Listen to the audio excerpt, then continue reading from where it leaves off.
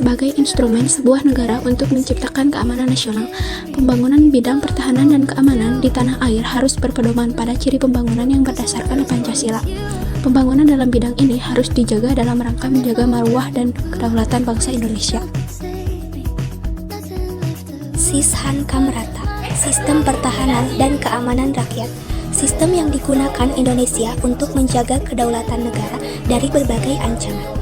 Sishan Kamrata diamanatkan dalam Undang-Undang Dasar Negara Republik Indonesia tahun 1945, pasal 30 ayat 2. Usaha pertahanan dan keamanan negara dilaksanakan melalui Sishan Kamrata dengan Tentara Nasional Indonesia atau TNI, Kepolisian Negara Republik Indonesia atau Polri sebagai kekuatan utama, sementara rakyat sebagai kekuatan pendukung. Pasal 30 Undang-Undang Dasar 1945 mengatur tentang TNI sebagai alat negara dalam mempertahankan negara. Pasal 47 Undang-Undang Dasar 1945, setiap warga negara berhak dan wajib ikut serta dalam mempertahankan negara. Dampak pembangunan di bidang pertahanan dan keamanan. Ada dua dampak positif. Yang pertama, meningkatkan keamanan siber di Indonesia. Yang kedua, penciptaan lapangan kerja. Yang ketiga, peningkatan keamanan nasional. 4. Peningkatan hubungan internasional. 5. Mencegah serangan siber yang memecah persatuan dan kesatuan. Dampak negatif. Yang pertama, muncul aksi terorisme yang terjadi di internet. 2. Banyak kasus pemerasan. 3. Psikolog terganggu. 4. Pengeluaran anggaran besar. Dan yang kelima, memicu terciptanya senjata pemusnah massal masyarakat dunia. Contoh-contoh pembangunan di bidang pertahanan dan keamanan.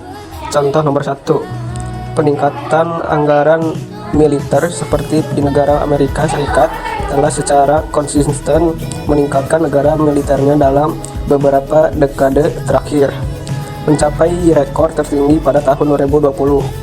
Contoh nomor 2, pembangunan keamanan siber untuk melindungi infrastruktur kritik dan mencegah serangan siber.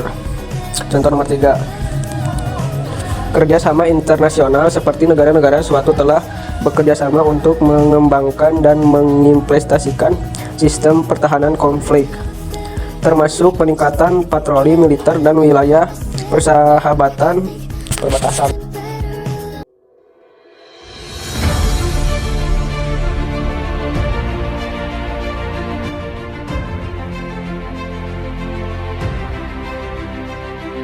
Pertahanan dan keamanan Indonesia adalah kesemestaan daya upaya seluruh rakyat Indonesia dalam mempertahankan dan mengamankan negara demi kelangsungan hidup bangsa dan negara kesatuan Republik Indonesia.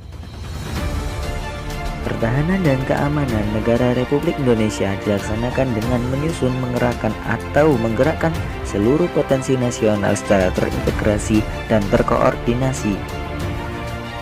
Penyelenggaraan pertahanan dan keamanan secara nasional merupakan salah satu fungsi utama pemerintah dan negara Republik Indonesia dengan TNI dan Polri sebagai intinya. Tujuannya adalah untuk menciptakan keamanan bangsa dan negara dalam rangka mewujudkan ketahanan nasional. Ketahanan, pertahanan, dan keamanan pada hakikatnya adalah suatu keuletan dan ketangguhan bangsa dalam mewujudkan kesiapsiagaan serta upaya bela negara. Hal ini merupakan perjuangan rakyat semesta di mana seluruh potensi dan kekuatan ideologi, politik, ekonomi, sosial budaya, militer, dan kepolisian disusun dan dikerahkan secara terpimpin, terintegrasi, dan terkoordinasi untuk menjamin penyelenggaraan sistem keamanan nasional dan menjamin kesinambungan pembangunan nasional serta kelangsungan hidup bangsa dan negara Indonesia. Hal itu juga dilandasi oleh prinsip-prinsip nilai yang merupakan dasar keyakinan dan kebenaran bagi kehidupan bermasyarakat, berbangsa, dan bernegara.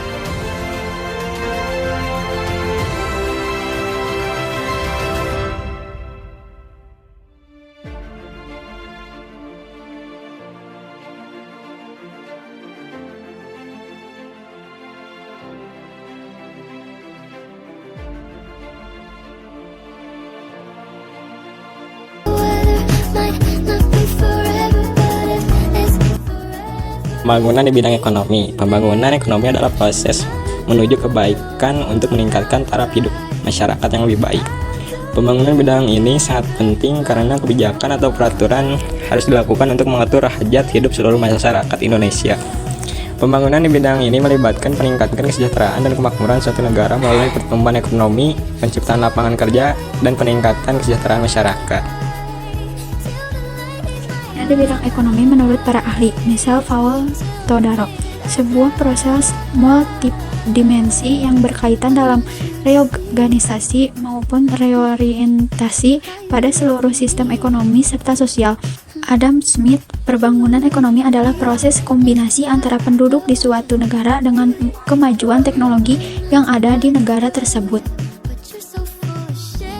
Faktor tanah dan kekayaan alam, kuantitas dan kualitas penduduk, tenaga kerja, kepemilikan barang dan modal teknologi, infrastruktur, keadaan politik, sistem sosial, dan sifat masyarakat. Ada dua dampak, yaitu dampak positif dan dampak negatif. Dampak positif, yang pertama, peningkatan sumber daya manusia. Yang kedua, perubahan struktur perekonomian yang berawal dari struktur ekonomi agraris hingga menjadi struktur ekonomi industri. Yang ketiga, terciptanya lapangan kerja. Yang keempat, meningkatkan pendapatan masyarakat. Dan yang kelima, fasilitas umum terpenuhi. Sedangkan dampak negatifnya yang pertama, tersingkirnya atau hilangnya dari habitat alam antara alam hayati maupun hewani. Yang kedua, meningkatkan urbanisasi. Yang ketiga, pencemaran akibat limbah pembangunan. Yang keempat, industrialisasi akan menyebabkan berkurangnya bagian lahan pertanian. Dan yang kelima, kerusakan lingkungan hidup. Masalah pembangunan negara berkembang. Masalahnya, kualitas pendidikan makin rendah, pembangunan nasional kurang terencana, kecilnya penanaman modal, pertumbuhan pendidikan tinggi, sempitnya lapangan pekerjaan, penanggulangan masalah, meningkatkan kualitas pendidikan, membuat dan melaksanakan pembangunan, meningkatkan investasi dan tabungan.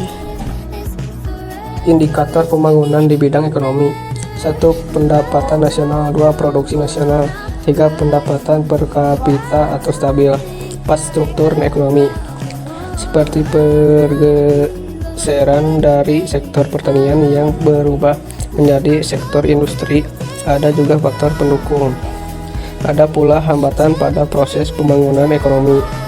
Hambatan-hambatan ini adalah keadaan alam, kurangnya tenaga kerja, kesulitan permodalan, situasi politik dalam negeri, begitu dalam kondisi ekonomi dunia.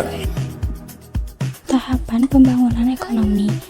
Transformasi struktural, transformasi yang berarti bagaimana cara komposisi tersebut dapat berubah dari waktu ke waktu. Transisi demokrasi berkaitan dengan perubahan pada komposisi populasi. Urbanisasi dari daerah pedesaan ke perkotaan. Kebijakan dan strategi adalah rangkaian tindakan dan strategi yang diambil oleh pemerintah untuk mendorong pembangunan dan pertumbuhan ekonomi dengan cara: 1. Mengurangi kemiskinan dengan menciptakan lapangan kerja. 2. Meningkatkan kesejahteraan masyarakat. 3. Meningkatkan investasi dan tabungan. 4. Meningkatkan kualitas pendidikan. 5. Mengembangkan dunia usaha. 6. Mengembangkan sumber daya manusia. 7. Meningkatkan pendapatan masyarakat. 8. Memberikan bantuan ekonomi. Contoh-contoh pembangunan infrastruktur pemerintah, pembangunan jalan tol, bandara, pelabuhan, dan mobilitas barang serta jasa, sehingga mempercepat pertumbuhan ekonomi. Misalnya, pembangunan jalan tol Trans Jawa yang memperlancarkan arus barang antara kota-kota besar di Pulau Jawa. Di negeri ini tempat kita lahir, dari tanah negeri ini kita hidup, dari air bumi ini kita minum. Bangga menjadi Indonesia, manakala setiap orang di negeri ini menikmati fasilitas yang merata. Setiap rumah diterangi dengan listrik, setiap petani dekat dengan bendungan dan irigasi agar ladang mereka tak pernah kering. Laut kita sangat kaya dan indah. Indonesia akan semakin terhubung dengan pembangunan tol laut, dermaga penyeberangan dan pelabuhan baru yang menghubungkan pulau-pulau terluar. Tak sekedar untuk meningkatkan ekonomi dari laut, tapi juga pariwisata.